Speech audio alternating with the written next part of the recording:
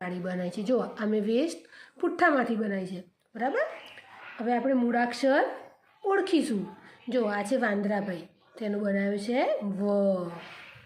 मगरनुं म। एम दरेक जो प्राणी अने पक्षी। आ छे चकली। आ छे ऊंटभाईनो ऊ, बराबर। बकरीबेननो ब।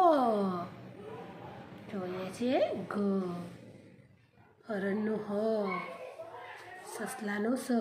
आ जे वेस्ट पूठा छे तेनी अंदरथी आपणे प्राणी अने पक्षी दोरी अने उपर आपणे मूळाक्षर बनाव्या छे।